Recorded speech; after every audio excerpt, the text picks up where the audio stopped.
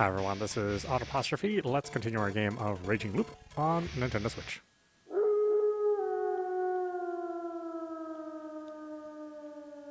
あんまりそうは見えないな。なぜこんなに疑われているのだろ他のみんなボロボロだよ。普通の人はああやって平常心を失っていくもんだと思う。それは君についても言えるんじゃない？私も普通じゃないですし。そういえば人を殺しかけたとか聞いたけど。誰かな、バラしたのは。それは秘密。まあそんなに悪意のある感じには聞こえなかったけど。まあなんと言いますか、中学の時かな、安水の子らをいじめてた分校の上級生らをバットでボッコボッコ。うわ。その中に長者の筋のやつもいたから大騒ぎになっちゃってね。まあそれで年が上の人たちは私に厳しいんだ。なるほど、正義の武闘派ってわけだ。So, she was sent to Yasumizu for making enemies out of the village heads. いやー、まあ単に血の気が多くて問題を起こしたかっただけですよ。反抗期？そんな感じ。はるちゃんやよしくんと同じよ。こんな田舎だとやすくんみたいにまっすぐ育つ方が珍しいんじゃない？そうかな。ひねた都会よりも健全で素直な子に育ちそうだけど。言い直す。こんなに貧しいとだわ。Well, there was no doubt that Yasumizu was destitute. There were no cars, cell phones, and it didn't even feel like it had an economy. They probably lived mostly off the land, making money from whatever they could spare from their farms and huts. Since they had no decent ways to sell stuff to anyone outside, most of their business had to be done through Kama Fujiyoshi. It was entirely likely they were ripping them off. No way this place could be wealthy in these circumstances.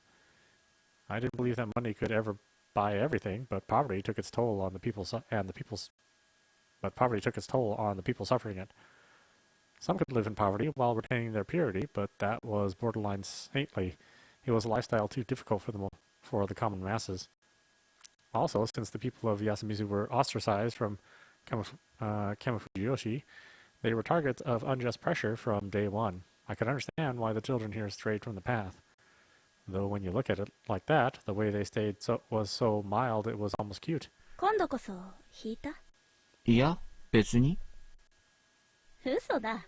いざとなったらドンキ持ち出すような女、内心ドン引きでしょ？ドンキだけに。I'm just going to ignore that poor attempt at a pun. Sorry. 前の彼女もそんなだったし。おう。へえ、そうなんだ。なぜか動揺されてしまった。彼女さんと別れたって実は？嘘だと思われてたのか。正直ナンパの口実かと。ひって。それはもう身の危険を感じるレベルの大喧嘩を経て破局しましたよ。うはー、それはご愁傷様。君の方は？え？男性遍歴。僕は言ったんだから君も言うべきじゃない？まあその。実際に付き合ったのは何人なんですか？2人かな。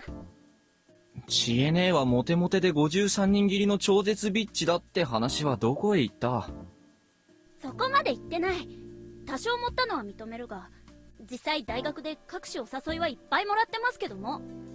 なのに二人ぽっちなんだ、付き合った人。うん。まああんまり会う人っていなくてさ。僕は？これ以上やめとこうよ。期待したら死ぬのが怖くなる。死ぬのが怖いのは当然じゃない？別に。どうして？死ぬより神様の方が怖い。君の言う神様は一般にイメージするそれと違うよね。どこが？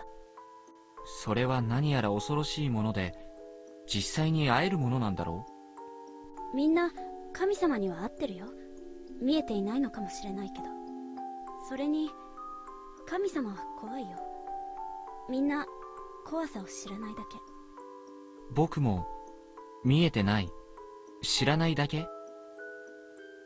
あなただけはわからない。だから私はあなたを失うのは怖いかもしれない。そんな言葉、永遠の愛を誓った相手にでも言えばいい。怒った？ちょっとね。そっか。この段になっても思わせぶりなだけで、何の手の内も開示しないのは火遊びが過ぎるんじゃないの？私もどうすればいいのかわからないし迷ってるんだよ。全部話してみればいい。もう帰るね。ちえみ！おやすみ。What the hell? Why didn't she talk? Did she still not trust me? Was she messing with me? Was she just kind of crazy? Or was it something else? Crap, I wanted to chase her down and get a real answer out of her, but I was locked in. This was so frustrating. Though this wasn't the time to worry about that. Who would the wolves go for tonight? The wolf guy was dead, meaning there was one less person who'd vote Jamie out tomorrow. It was likely she'd get a top vote. It was best to think that the wolves would go for someone who was useful to the humans and couldn't be killed with the votes. That meant that she and Yasumizu were the ones at highest risk. On the other hand, their survival would make things difficult in other ways. I'd probably be forced to consider the possibility that they themselves were wolves. Could I really trust Chaimi? I felt I could, but not completely. Whatever the case, a situation where the more talkative ones were seen as suspicious would make it harder for her to survive. Should I have talked her out of running away? No, that was probably pointless. I didn't know how much about her whole god thing, but it was clear that escape wasn't even an option for her. Something scary that everyone had met, yet not fully perceivable? Was she speaking figuratively, or could she literally see something? くそ、知るか。I became irritated. My hunger was starting to get to me. Figuring it was better than just wasting my mental energy, I focused on taking a bath and going to bed. I had no idea just how naive my predictions would prove to be. 5:15, Thursday. I woke up at 5 in the morning. The window was still boarded, so I couldn't see anything outside. All I could do was sit around and wait. Eventually, I could hear the objects keeping me in get removed as I was greeted by Yasunaga Oribe and Chaimi Sedazawa. Those two actually survived. I met up with Haru Makishima too. Her face was pale, and she had bags under her eyes. No one here looked healthy anymore, but she was beyond even that point. She'd gone completely meek too. The defiance from yesterday was gone, and she was just letting Yasunaga-kun guide her. She lost another friend after all. We arrived at the dining hall, but found no one there. The door was unlocked. That was a bad sign. It was Kanzo Makishima's place all over again. 母は上の階で寝ているはずです。With that knowledge, I opened the door. What if she was attacked? Even if she wasn't, considering her state yesterday, it wasn't likely she did something unthinkable, such as suicide. However, I soon found out why my worries were for nothing. Coyote-san was standing all alone in the dark dining hall, wearing an apron. The fact that she wasn't doing anything but standing was just eerie. あら、おはよう。 She turned around and greeted us. Her voice was the only thing calm about her. Her eyes were bloodshot and signs of malnourishment were all across her face. Her faint forced smile made her seem on the verge of collapse. She completely failed at acting normal. Her heart was probably swirling with panic and sorrow as great as yesterday. Everyone here could see it. 母さん、今日はみんなに食事を出すけど、僕がやるから。母さんは休んでて。いいのに。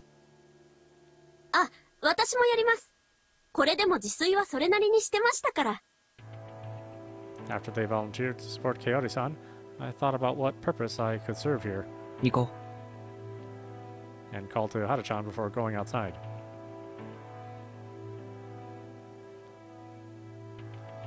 She came with me, but wasn't saying a word. During yesterday's feast, she had a fight with Kaori-san. The woman had voted for Haruchan due to the change in her attitude and failed escape attempt, and I couldn't blame her for that. Considering her personality, I imagine that the exchange had been extremely intense. That was why getting her out of the dining hall was a good move. Problem was, we really didn't have anything to talk about. This was made worse by the hostility she'd shown me until just recently. According to Mochi, that was a product of her affection towards Yasunugi-kun and all the drama surrounding him. Normally, I'd playfully give her a hard time about that kind of thing, but it seemed in poor taste considering the situation. She was staring daggers at me. Maybe I just had to ask her. 牧島春さん、何ですか？単刀直入に聞くが、君は狼か？違うわよ。 She didn't hesitate at all. Not like that meant anything. 何よ、納得いかないの？じゃあ匠兄に調べてもらうわよ。それではっきりするでしょ。気づいて言ってるのか？は？何も。彼が生きていれば、食堂で香織さんを介抱してるのは彼だったはずだ。昨日も彼は起きてすぐ食堂に行っていた。香織さんが弱っている今、そうすべき理由はさらに強まった。でも彼はいない。嘘でしょ。そんなこと。それを今から調べに行くから案内して。分かった。タイバー、起きてる？ Haru knocked on the door and tried to open it, but it was locked, meaning it wasn't touched. Tai-san came out sooner than later. She looked pretty displeased to begin with, but upon seeing me, she displayed outright disgust. どうしてあんたが来なさったね。すみません。香織さんの具合が悪くて人手が足りず。匠はどうしたね。今から見に行きます。そうね。Her gloomy expression told me she'd realized what might have happened. She said she had to prepare, so we excused ourselves. 必要なものがあったら言ってくださいね。はいはいはい。She shut the door on us. 女なら誰にでも優しいんですね。What the hell was she saying? お年寄りと女性を思いやるのが紳士ってものだろ。知恵姉もそうなの？彼女にはそれなりに好意を持ってる。やめてよ。兄ちゃんがかわいそう。Nii-chan, Yasunaga-kun, surely. かわいそうとは？よし君ももっちも死んじゃって、兄ちゃんには香織さんと知恵姉しかいないのよ。それに知恵姉は私らの中で一番強くて、上藤吉の奴らや大人たちからいつも私らを守ってくれた。私らから知恵姉を取らないでよ。 So, that's how it was. I wasn't sure how she actually felt about Chaimi, but there was definitely more trust and reliance than I'd expected. Yasunuga-kun spoke like he'd given up on Chaimi, but deep down he was actually glad she had returned. Haru-chan was aware of that, and she actually liked Chaimi. That was why she concluded that they should be together. However, it was clear she didn't feel like giving them her blessing. 君の気持ちは分かったよ。The end result depended on Chaimi, since she hated Yasumizu. I felt like it wouldn't be something Haru-chan wanted. Then again, I really didn't know what was going on in Chaimi's head either, and I had no idea who'd survive, so making predictions was a waste of time. とにかく今は宴を終わらせるという一点に集中すべきだ。僕には大したことができないかもしれないが、身内に話しづらいことでもあれば相談には乗るよ。何それ？いや、何ってこともないけど、君は悩みが多そうだし、あと外に逃げるって選択、僕はまだありだと思ってるから。それは無理よ。君は可能性にかけて逃げたんじゃないのかい？でも逃げられなかったじゃない。だから分かった。逃げるなんてできないのよ。それはたまたま怪我をしたからじゃ。たまたまなんかじゃない。君も神様を信じてるのか？何を聞いた？そんなものいない。そう考えなきゃやってられない。 There was a weird aura around her for a second, but then she walked away, leaving me no choice but to follow her.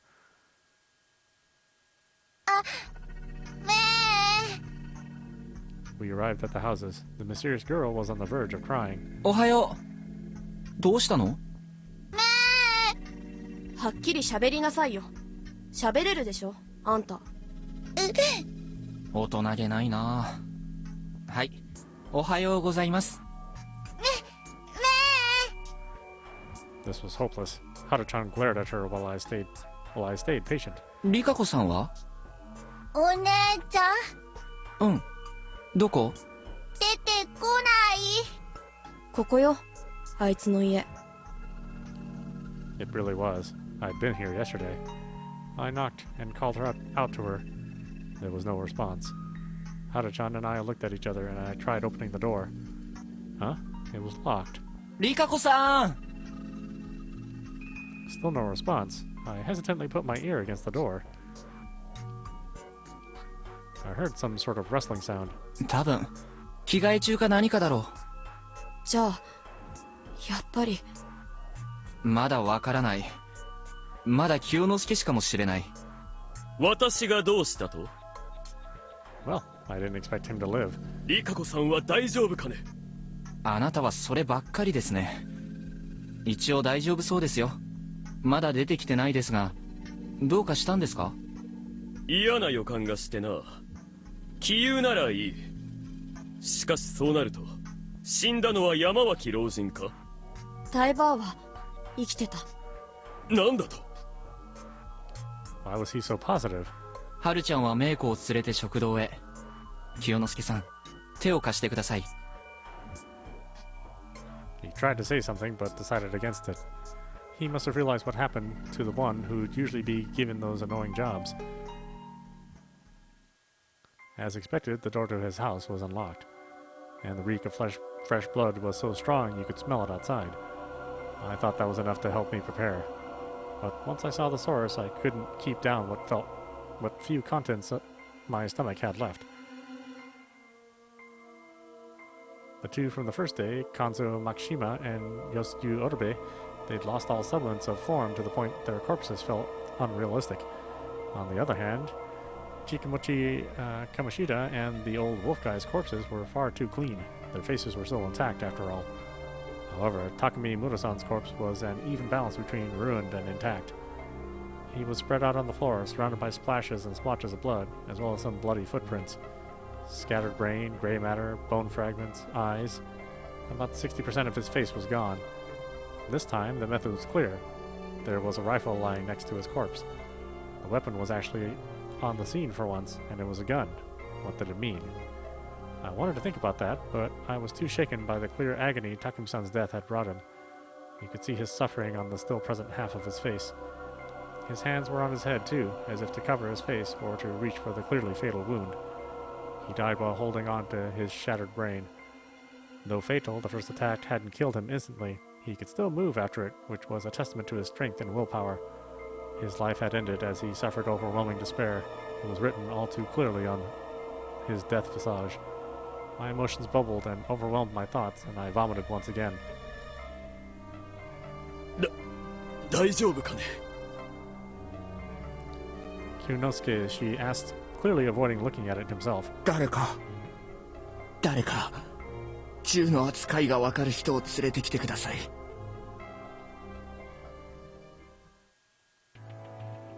I never expected you to come along.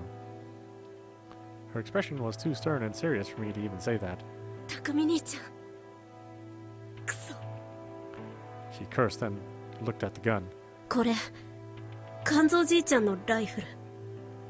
She grasped its long body and picked it up. 5発全弾撃ち切ってる。空薬莢落ちてる？探す。I found them real quick. They were covered in blood and fresh, but yeah, I found the metallic cylinders. 5 of them. They were 2 meters away from the corpse, very close to one another. Either the culprit fired from there or gathered them afterwards. 見て、握りの部分。 Shaimi extended the rifle to me. I did as told. Compared to the rest of the gun, which had blood on every part, the handle was clean, like it'd been wiped. 指紋を拭き取った。かもね。Chaimi then held it like she was about to shoot and aimed at Takami-san's body. ここから撃ってる。どうしてわかる？血の飛び散り方。あっちに向かって勢いよく飛んでるでしょ。かなり低い角度で撃った証拠。それに普通のライフルはかなり至近距離でもないとこういう風にめちゃめちゃな傷にはならない。かといって銃口を押し付けて撃ったらいろんなものが跳ね返って銃口がもっと汚れてるはず。 And that was why it was natural to think that it had been fired from where she was standing, near the cartridges. 狙って当たるもの？ちゃんと狙い方を知っていることと対象が動いていないこと、これが揃えば大丈夫。ということは銃が使えるものの。ちなみに小銃から小生を除く、それだけ。銃って誰でも簡単に人を殺せる便利な道具なんだよ。弾の装填とかはその辺の一般人に渡してすぐにできるとは思えない。それはそうかもね。でもタイバーちゃんあたりなら撃ったことあるだろうし、休みず内で選別は無理かな。 This was a settlement where the people went hunting. Basically everyone here must have touched rifles before. All we could really assume was that Meiko-chan couldn't have done this. そもそも全弾命中してるわけじゃない。どうやら1発は耳に、2発は胸と肩に。あ、ここにも弾痕。 She pointed at a small part of the floor that was ruined. 頭部に当たったのは一発だけか。そうだね。もしかしたらそれは致命傷じゃなくて胸の一発がとどめだったのかも。 She looked at the body's pose and made the same conclusion as me. ちなみになんでそんなに詳しいの？私も狩猟免許持ってる。銃も罠も網も全部使える。外ではクレー射撃何度も行ったし、それなりに慣れてるよ。なんとすごいな。意外な一面だ。まあね。いずれ戻ってここで漁師になるつもりだったの？銃を持ちたかった。それだけ。 She said that as if it was no big deal. Her tone seemed kind of dangerous. ええ。まあ人を殺しかけたりとか。中学の時かな。安水の子らをいじめてた分校の上級生らをバットでボッコボッコ。 It was the impression you'd get from a girl capable of random acts of violence. I was probably jumping to conclusions, though. もう片付けてもいいかな？春秋さんがいいなら。じゃあ片付ける。何か分かった？一連の殺人が人間の犯行だってことに確信を持っただけ。The culprit used the gun and wiped off the fingerprints, acts that demonstrated a very human level of cunning. If we were up against something supernatural, they'd just use their mysterious powers instead. If something mysterious can be explained using mundane means, then it was caused by mundane means. That was a general rule I lived by, proven through both knowledge and first-hand experience. Supernatural powers that required carrying out occult rituals were prime examples of things that applied to. The more detailed the preparation required, the more opportunities to notice something amiss. If the trick relied on concealing the method, it was safe to assume that the method was something mundane. Even this death wasn't caused by some kind of supernatural force. It just happened unobserved. We had people who could do it, and the methods that fit. That was the best way to look at it, right? そうかもね。認めるんだ。多分殺してるのは私の知ってる誰かと誰か。紛れもない人と思うよ。でもそれは。Didn't that go against her whole God story? I wanted to ask that, but seeing her eyes made me fall silent. Her eyes were wide and cloudy. でもね。Her lips let out clear words. 神様からは。I looked away. I probably wanted to cover my ears too. 誰も逃げられないんだよね。I found her words so irrational it began to frighten me. I asked Chaimi to call Kinosuke to help carry the corpse, but she insisted on doing it herself. I caved and we began the unpleasant task. Following Takami-san's example, I removed the door and placed his body on it. Chaimi and I each took an end of the door and lifted it up. He was as heavy as he looked, and I wouldn't have been surprised if this was too much even for two men. However, Chaimi lifted her side without letting out a single grunt of exertion. It felt like active rejection of the idea that she might need help. We slowly began walking. Kinosuke was outside. He was anxious about something. It didn't look like he was waiting for us, so maybe Rikaku Umatsu hadn't come out yet. I couldn't afford to stop and chat. Relaxing my arms or lower body could lead me to dropping Takumi-san. I kept walking forward without a single word. Sighing and stopping was our sign that one of us needed to rest. Every time one of us did, we lowered him to the ground, rubbed our aching hands, adjusted our grips, and resumed walking. As we approached the cliff, Chaimi's expression grew darker. 匠兄ちゃんはYasumizuで一番年の近いお兄ちゃんだったから。I wasn't going to ask how that mattered. I didn't see a point in questioning it. うん。I simply nodded, continuing to play the role of audience. 昔はいっぱい遊んでくれたし、怒られた時はかばってくれた。うん。こんな何もない湿っぽい場所だけど、匠兄ちゃんはYasumizuを、ここに住む人を愛してた。そうだね。わかるよ。まっすぐな人だった。うん。捨てたくないよ。ああ、当然だと思う。僕だってこんなやり方はしたくない。やめる？このやり方にこだわりそうなのは、匠さん本人とタイさんくらいしかいないんじゃないの？しなきゃダメ。汚れか。うん。I continued asking if she was sure, but she didn't change her mind, so we ended up throwing his body into Saranaga. We walked through the graveyard, careful not to trip, but we could now see the hanging pine through the mist. Our destination was near. We carefully closed in on the cliff and pushed the door towards it. さよなら、匠兄ちゃん。She said that right as I felt the body slide off. It was falling. I'd done this several times now, but it still made me feel empty. It would eventually hit the water, make a splash, and that'd be it. Huh? 水音した？さあ。聞き違いか？あるいは、皿長の底が抜けて、黄泉の国に繋がってるのかも。本当にファンタジーだね。霧の向こうに何があるか、誰も知らない。誰も証明できない。今から降りてみせようか。あなたは帰ってこない。That was how she saw the world. 戻ろ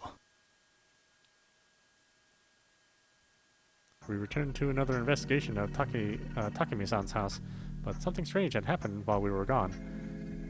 Kinosuke was still in the same spot, in front of Rikaku Umetsu's house, waiting for her without even trying to hide his frustration. う。まだ出てこないんですか？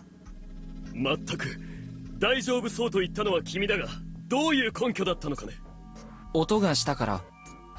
待ってる間にあなた自身で呼んでみればよかったんじゃないですか？そんなぶしつけなことができるか。なんでそんなにリカ子さんにだけ気を使ってるんです？野里は上松より格上でしょうに。That was an interesting bit of info. I hadn't realized that the head families had a hierarchy. 女性に気を使うのは当然だろう。私も女性なんですけど。あえて敵外心をむき出しにしてくる相手に気を使う必要があるのかね。え？勘弁してくださいよ。ついさっきそこで死人が出たんですよ。That was probably one of the reasons why they were so agitated, but my comment was enough to shut them up. とはいえ心配ですね。中で病気やら怪我やらしてたら大変だ。最悪踏み込みましょう。そんなぶしつけな。Was he the type of guy to report someone who undressed the girl to give her proper first aid? What was up with this guy's priorities? 上松さん、上松里香子さん。I passed the door almost violently. I heard the sound of rustling clothes. Had she collapsed or something? 上松さん、戸を開けますよ。No answer again. Only sounds. Was it really Rikaku Umetsu in there? 戸を破ります。Chaimi nodded, while Kinosuke gave a disgruntled sigh. The door was made from thin plywood and a wooden frame. A solid impact would break through. I looked around and saw a few aged farming tools lying against some houses. The old wooden hoe and mallet were too rotten to work here. But the old axe looked just right. せーの I lifted the axe and started counting, but had to stop midway. There was the sound of clattering. The door suddenly moved. Surprised, I jumped backwards and glanced at the other two. They were just as shocked, if not frightened. 何なの？何って、リカコさんだろ？植松さん There was no response at first, but a few seconds later, the door shook again. A moment later, it fell silent once more. Had she collapsed on the door? If she wasn't well and was lying next to the door, breaking it open was dangerous. I put the axe down and walked up to the door again. The moment I approached it, I heard a clicking sound. I didn't even have time to question what happened before it creaked open. There was a gap of about 20 centimeters. It was pitch black inside. And there was a face all covered in blood.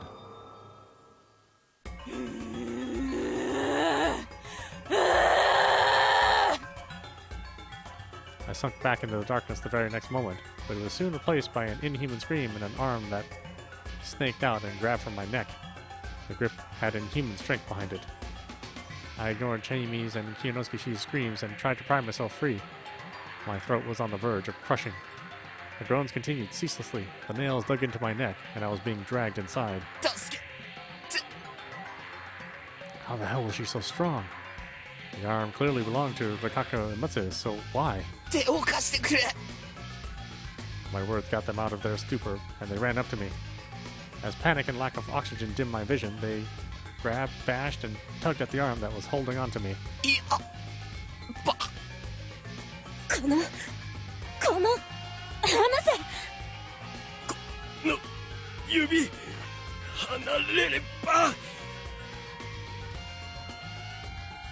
I don't know how long it took, but when I was eventually freed, Chaimi swiftly slammed the door. 早く何か閉じるもの！そんなことを言っても。もう斧でぶっ刺せ！ Sitting on the ground in shock, I simply stared at their exchange. I could still barely breathe. My vision was hazy, and I couldn't think clearly. Something inside was trying to get the door open and possibly escape.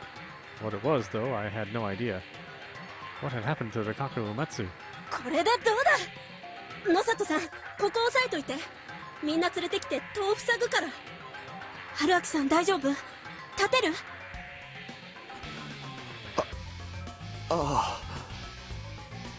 ？My actions were more important than words here. Stealing my resolve, I rose to my feet.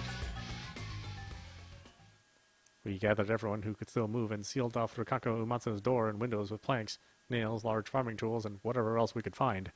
The small house was basically a pile of flimsy barricades now. Everyone was tired from all the work and sat down to rest. What's the point of doing this, though? Someone asked. We could still hear groans and crashing sounds from the inside. No one answered the question, but we all understood that letting that thing out would be a mistake. But what exactly was it anyway? 読み人じゃ。 That seemed like an answer, of some sort anyway. タエバ、どういうこと？読み字より来たる汚れた者ども。知っておるじゃろう。読み人に間違いない。いや、そうじゃなくて、読み人は狼でしょ？宴で殺された恨みで蘇った。そうとは限らんのよ、春ちゃん。安水は常に昔も今も読み人に脅かされとる。あるいは汚れは読み人を生んだのかもしれぬ。植松様は何かとんでもない禁を破ったのやも。バカな！禁忌の守り手、浄化を司るのが雲の家の役目だぞ。じゃからこそ汚れに触れすぎたのかもしれぬでしょう。それは。思えば安水に来られたのは黄泉の汚れを少しでも食い止めんとされたのかもしれませんね。これからどれだけ読み人が出るやら知れたもんじゃないわ。匠はええ子じゃった。地獄を見る前に行けてよかったやもしれんね。ナムシ内大権現、ナムシ内大権現。A silent prayer. Her eyes were teary and her shoulders were shaking. 待て。じゃあ、リカコさんはもう。読み人はくくらねばならん。That didn't sit right with me. The rule was that breaking the laws meant getting the corruption, and getting the corruption meant being slaughtered, right? It was the first time I'd heard that it was possible to do something about the corruption and that she'd die because of that. Logic had little ground here, so the people were gradually losing their minds. They were really being pushed closer to death. It was like this was a supernatural phenomena. 皆さん、食事にしませんか？私はもう落ち着きましたから。他のことは皆さんが落ち着いてから。It was a very attractive suggestion. As we all turned away and returned to the dining hall, I felt Rikaku Umetsu's let out a groan even more inhumanly loud than any of those before. Once we arrived, the place was dominated by a heavy silence. There were sounds coming from the kitchen, a kitchen knife rhythmically hitting the cutting board as Kiyori-san prepared the food. Tai-san was seated away from everyone, desperately yet fluently chanting a sutra. Combined with the kitchen sounds, it was a mind-numbing effect. Everyone else was simply falling into a torpor, staring silently into space. Even I, the sanest person in the room, learned to simply let my mind shut down and stop thinking. That wouldn't stop me from trying, though. Rather than trying to evaluate the details, I decided to return to square one and summarize the current situation. Takami-san was dead. That left me, Chaimi, the two Orobis, Kiyonosuke-shi, Yamawaki-shi, Maiko, Rikaku Umetsu, and Makishima, a total of 9. And Rikaku Umetsu, I didn't want to say she'd become a Yomibitu or something, but it was clear that she was in a condition that left her functionally useless. Normally, the right thing to do here would be to take her to a hospital. But instead, they were going to discuss killing her. I'd probably have to remind them of the sound course of action. Whatever the case, if you ignored Rikaku Umetsu and I, only 7 people were participating in the feast. With Takami-san's death, we would never know what the snake found out about Haru Makishima. Therefore, the only confirmed people were Kinosuke-shi, a human, and Maiko, a monkey. And personally, I thought I could trust Chaimi, so that made 3. That left 4 others. This was bad. I wonder if Chaimi understood that. I had to talk to her in private. ねえ、お姉ちゃんは？ We kept Maiko away from all that happened this morning, so she was still in the dark about Rikako-san. お姉さんはちょっと具合が悪いんだ。静かにしといてあげて。うん。ねえ、お外行っていい？危険じゃないかね。私見とくよ。すぐそこなら危なくもないでしょ。The two left. 安永、ちょっと。何かな？ちょっと取ってきてほしいものがね。手洗いを借りる。More and more people left. They probably didn't feel comfortable standing up until now. Tai-san just continued chanting, though. It was like she'd lived in another world. Besides her, all that was left was Haru-chan. The way she constantly shifted in her seat made it clear she felt uncomfortable. 匠さんのことは残念だったね。I tried talking to her. ええ。知恵姉もずっと頼ってたし。植松里香子さんは？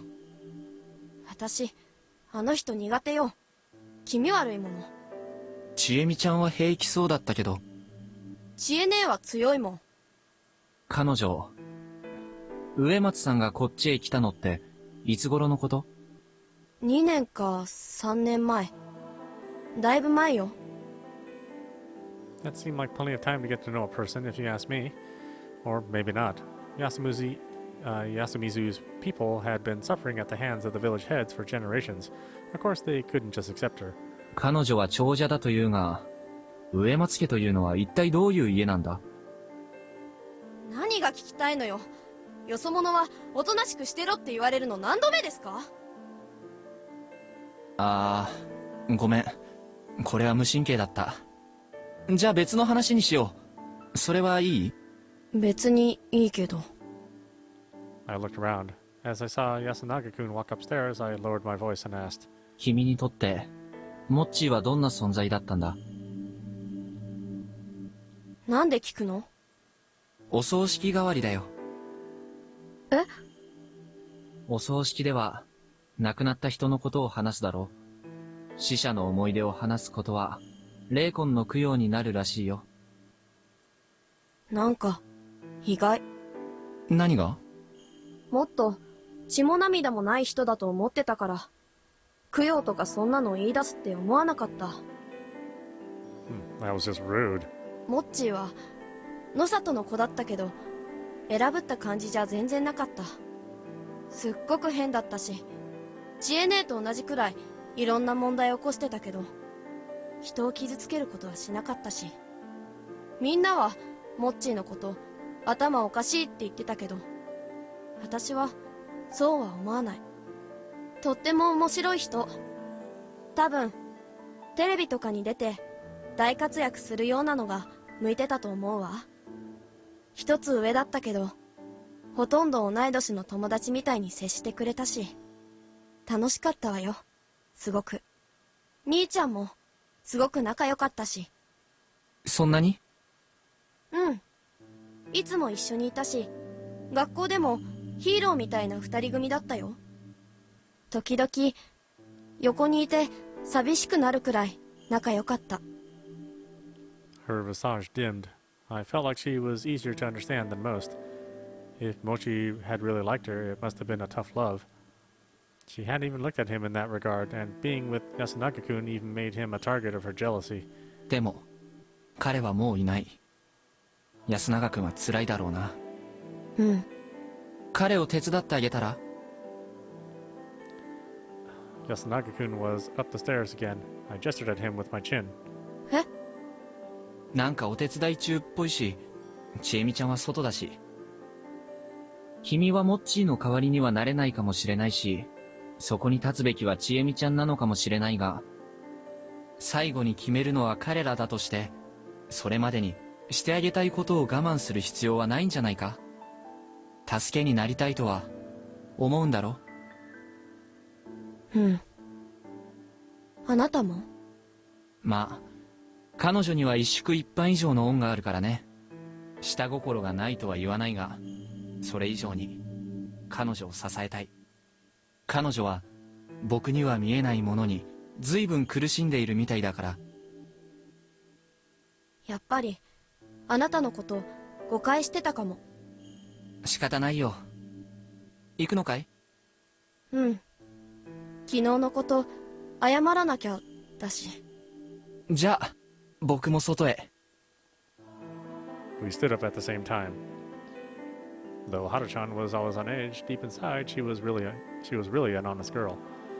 I worried that she'd fallen victim to some scumbag like me down the road. あ、何？やっぱりあなたは逃げた方が。いや、なんでもない。She cut herself short and hurried upstairs. Apparently, I'd gained some of her trust, but it didn't look like I could get anything more useful than that bit of advice. Unlike the other inhabitants, she just believed that escape was possible. That's why she tried to do it yesterday. That might have been the extent of it. それで誰が怪しいと思う？はるちゃんと安永くん。I walked up to Chaimi, who was looking after Maiko, and started a conversation. はるちゃんはともかく、ヤスくんなの？容疑者は実質4人。タエさんとカオリさん。そしてその2人だ。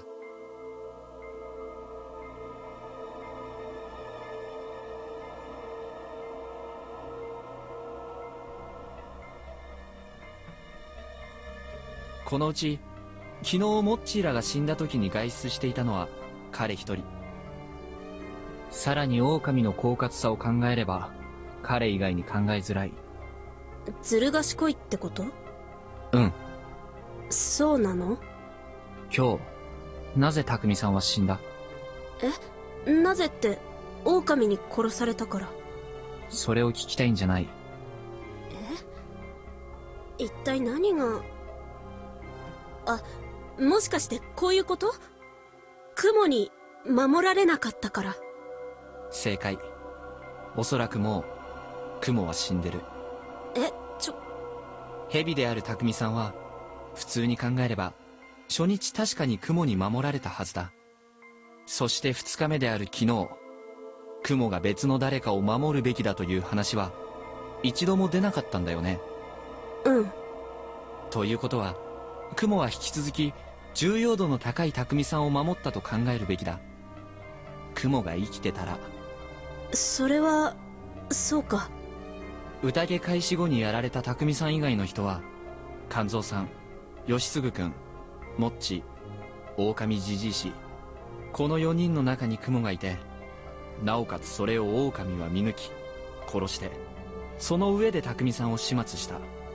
そうとしか考えられない。それは考えすぎじゃない？ 4 人も死んだからそろそろ雲もいないだろうってことかも。楽天的に考えればそうだね。しかし相手が本当に賢いやつだったらその油断が最後の致命傷になる。でもどうやって雲を見抜けるって。声が大きい。なんでもないよ、メイコちゃん。She resumed scribbling on the ground. She was completely absorbed in it for some reason. 雲についてはもしかしたら見抜けた可能性があったかもしれない。それってどうやって？初日勘蔵さんが安永君に喋らせてから最終決定をさせたって言ってただろ。僕の見立てでは彼はもっと率先して動くタイプだし、初日は誰も殺さないという判断を下しそうにもない。まあそう言われたらそうかも。でもそれがどうしたの？彼が喋って決定が行われれば場に与える影響はとてつもなく大きい。そしておそらく決断はある程度正しい。だから狼に狙われやすい、こう僕らは考えたよね。そうだけど同じ時にヤス君も狙われやすいって話したじゃん。逆を返せば自分が狼なら狼に狙われるリスクはないわけだ。それよりも大事なことを黙っていて不自然がられる方が危ない。だから当たり障りのない情報は出す。もしそうならとても賢い選択だ。そうは思わない？でも肝臓じいちゃんがそんなに喋らなかったって話とどうつながるの？これから言うのは完全に憶測だけど、肝臓さんが動かなかったのは権威を発揮して狼に目をつけられるのを防ぐため。なぜその必要があったか。彼が自身の生存が全員の生存にとって必要だと判断したから。なぜならまさかカゴ持ちだったから？そうだ。それもおそらく雲。どうしてそこまで言えるの？雲は正体がバレた時のリスクが最も大きいカゴだ。なぜなら自分を守れないからね。それでいて正体がバレない限り狼に対して一夜分無駄にさせられる可能性がある。だから彼は極力目立たないように振る舞おうとした。しかしそれが逆に狼の注意を引いたんだ。あの人が黙ってるなんてよほどの加護を持っているに違いないとね。それで狼は彼をまんまと初日に仕留めることに成功し、丸裸になった匠さんを翌日に片付けた。憶測だってのは分かってるけど、なんとなくそうだって気もする。もしそこまで敵が意図的だったとすると、現状起きている異常事態も狼のショートカット戦術と考えた方がいい。どういうこと？ルール外で人が死にすぎている。吉次君、モッチ、狼じじいし、そしてほぼ死人扱いの植松里香子。狼にとっては予定外の死人が出ることは歓迎すべき。宴の回数が減ればくくられる危険が減るから。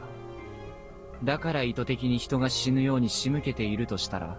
話はわかるけど、どうやって？義継君については、例えば夜に出歩くように仕向けて汚れに追いやった。モッチーと狼じじい氏については動機まではわからないが、植松里香子に彼らを殺させたとすれば辻褄が合う。え？多江さんは植松家の役割に絡めて汚れの原因を語っていたが、もっと筋の通った説がある。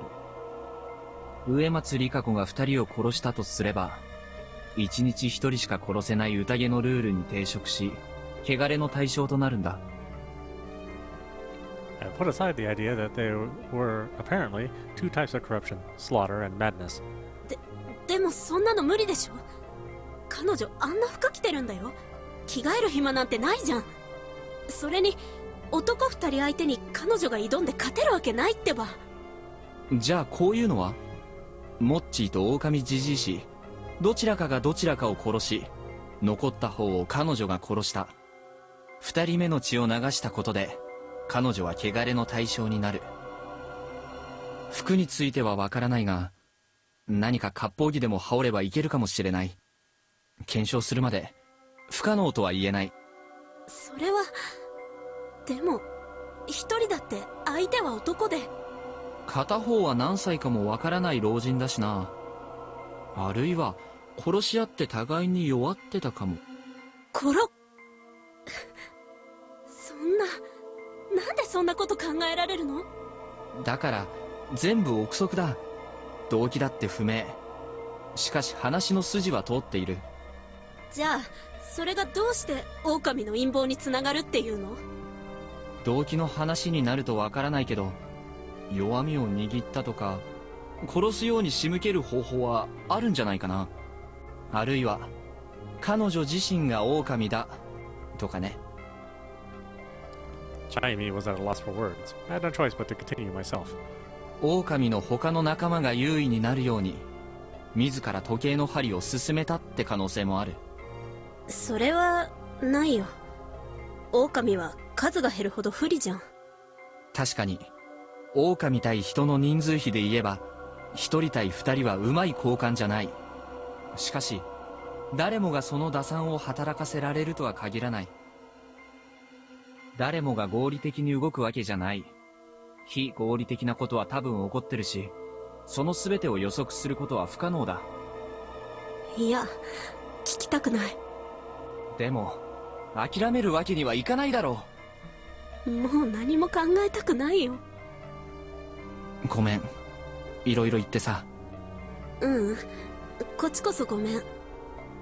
でもちょっときつい。僕もこれ以上君たちがこんなものに付き合う必要はないと思う。脱出するなら協力するけど。無理だよ、分かってるんだ。ここに生まれたならここで死ぬしかないんだよ。そんなのは単なる思い込みだよ。神様が見えない人には分からないよ。ああ、分からないな。困ったな。It was really troubling. If this was some tabletop fun for the whole family game, I'd have already punched the GM and left. But lives were actually on the line here. Not just my own, but also that of someone I kinda liked. We made it this far, yet she was uncooperative. Maybe I was going about this wrong? Maybe if I wanted to save her life, I had to start by saving her from the darkness within. Or maybe from the unidentified supernatural phenomenon that was binding her.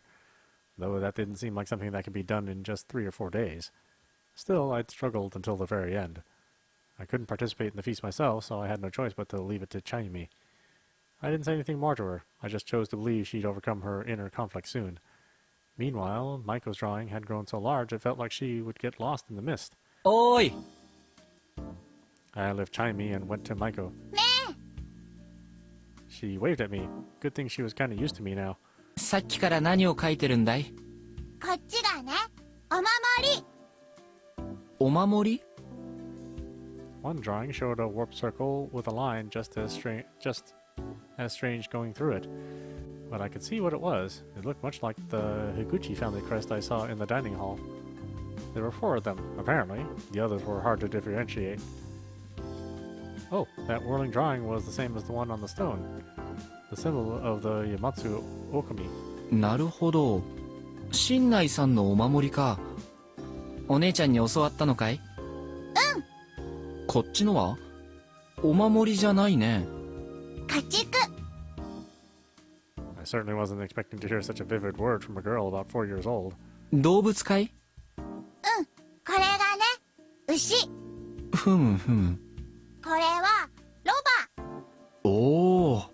こっちはね、豚。ああ。The ground wasn't the best canvas, and the little girl wasn't the best artist. All I could tell was that they all had 4 legs. これは？私。It had 4 legs, though. Well, whatever. じゃあ、一番でっかいこれは？狼。A light chill went down my spine. なんで狼なの？狼が来るから。Huh? The wolf is coming. That was like... 狼が来るから、逃げなきゃいけなくて。待ってくれ、メコちゃん。君は狼を知ってるのか？会ったことない。でも、怖いって。それは、ここの狼？ね？蛇とか、猿とかは？知らない。狼は何をするの？家畜を食べる。食べる？うん。お馬は食べられたって。Apparently this had nothing to do with Fujiyoshi's legend. I had no idea this was from a picture book or her imagination, but there were barely any links between the stories. Or maybe I was rushing to conclusions. そのお話は、誰に聞いたの？本当だよ。じゃあ、どこであったことかな？遠く。遠くか。ずーっと歩いてきたの。Well, it didn't look like I could get any details from her. If far away referred to the land of myth, and it actually had truths regarding Fujiyoshi's legend that weren't told here. What the hell was I thinking? Land of myth? How stupid. I should just calm down and file it under more info that made no sense to me. そっか。頑張ったね。お腹すいた。そうだね。僕もだ。戻ろうか。As we turned around, I saw Chaimi stand up in the mist again and hesitantly beckon us. 食事ができたそうだ。Kiyanosuke was standing at the entrance to the dining hall wearing a gloomy expression. He was never particularly vigorous, but now his visage was haggard and he wasn't nearly as arrogant as before. I couldn't blame him. The only person he was friendly, flirtatious to, Rikako Umetsu, was in an awful state. Also, despite all he'd said, he'd actually relied on Takami-san. They seemed to be close in terms of age, too. And from what I'd heard, he'd never really said anything wrong. The only problem was his insensitive choice of words. The feast was a communication game. Even if you were right about something, it didn't matter much if you couldn't convince anyone. ありがとうございます。Still, he was one of the mere 2 confirmed humans. Treating him badly and making him upset wouldn't help at all. I had to be courteous. 行こうか。お腹減ったね、メイコちゃん。Chaimi had calmed down a bit. I'd already told her my suspicions, and now I had to hope she handled the feast well. All that was left now was to get some nutrients to support my hard-working brain, right? すみませんね。こんなのしかできなくて。She ladled what appeared to be rice gruel from the large pot. It was a thick white soup with vegetables, rice, and something brown inside. しし入りだ。慣れてます？ええ。生のはダメになっちゃったから。ちえみちゃん。I whispered to her. どうしようか。春秋さんはどうしたい？ We were talking about the thing where I had to avoid the local food. せっかくだから今回は貫こうか。オッケー。ありがとう。What did I mean by this time? Did I think I had another life or something? It was fine. It wasn't like I was cool with dying just on the off chance I got a second shot. Dying wasn't an acceptable option. I wasn't about to compromise on that. ほっつき歩いても仕方ないし、ここで待ってるよ。わかった。召し上がらないの？結構アレルギーあるんで。若い人は変色しおるから、いろいろ食べんと強くなれんわよ。Hey, I was lying, but telling actual allergy sufferers that they should just eat and they'd be cured was actual murder. Well, there were some efforts to cure allergies by carefully injecting the allergens via vaccine, but that was a subject for the doctor. Anyway, going back to the dorm by myself was dangerous, since they'd suspect me, so I just waited in the corner of the room, still hungry. 安永くんと春ちゃんは？まだ上かな？いいから、熱いうちに。もっとついで。僕は彼らを呼びに行ってくるよ。I went upstairs, and when I reached the second floor, I stopped for a moment. I heard something rustle. Was it possible they'd gotten that intimate in just a few minutes? Was I about to ruin the mood? Well, food was important too, I said, to get their attention, and slowly went up, making sure I was loud enough for them to hear me coming. 食事だそうだよ。おや、安永くん。あ、どうも。The room was full of stuff. It was a huge mess. なんか探してるみたいだけど、まだ見つからないの？ええ。新しい割烹着が屋根裏にあるって言われたんですけど、見つけられなくて、他もひっくり返してたところですよ。そうか。見た？え？よければみんなには黙っててもらえますか？いや、勝手に気を使いはしたけど、別に何か危ないシーンを目撃したわけじゃないんだけど。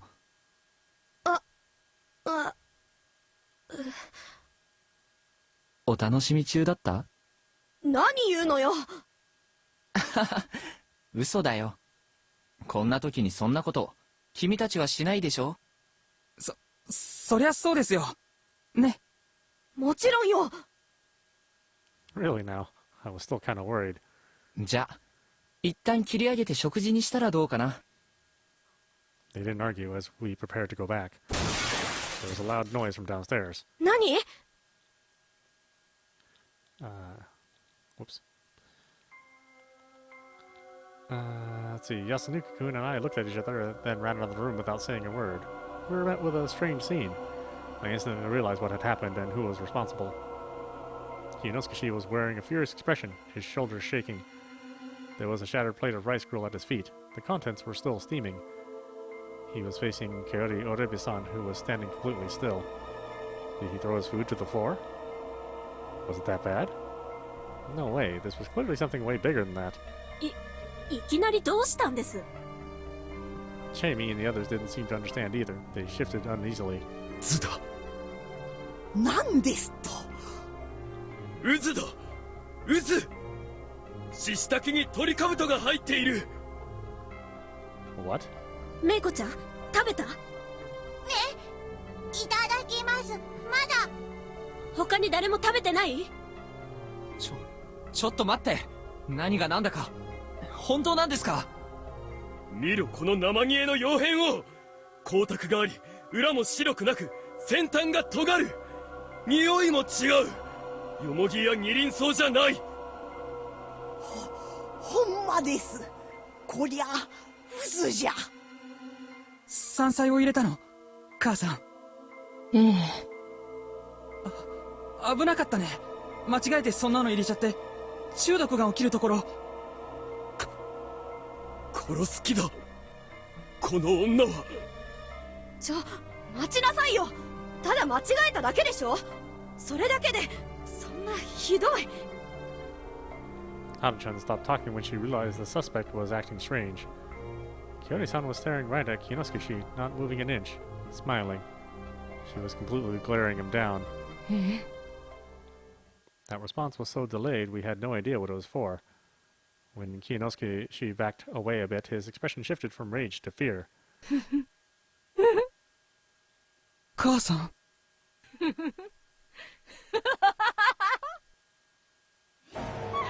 みんな死んでしまえばいいのよ。 As she stood there wailing madly, she brandished a knife. She was hardly moving quickly, but the sight of the blade had stunted our reflexes. I had seen some bizarre corpses here. I bore witness to what pure malice could do, but still living blatant malevolence, killing intent, was intense enough to paralyze everyone present. I barely registered the scene unfolding before me.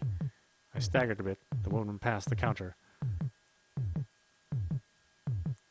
The sharp knife was still green with something, likely shavings of acrolite. She raised her voice and aimed her poisoned weapon at the nearest target. Kiyonosuke-san.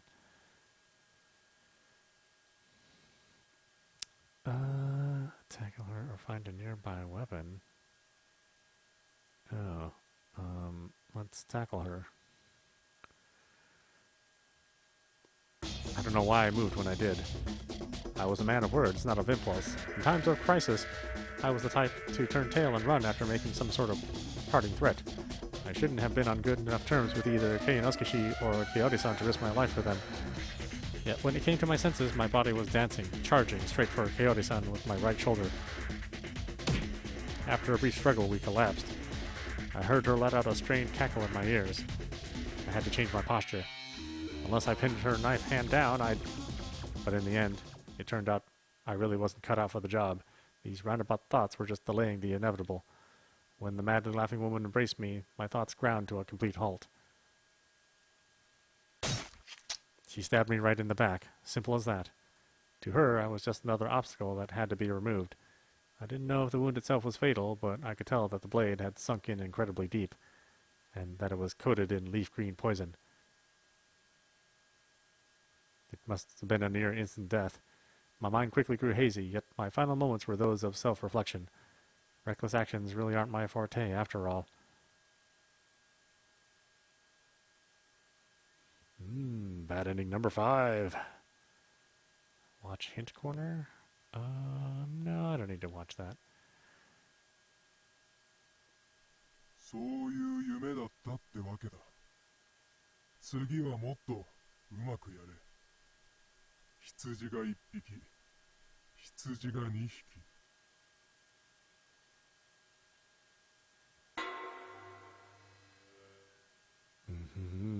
Back to the beginning.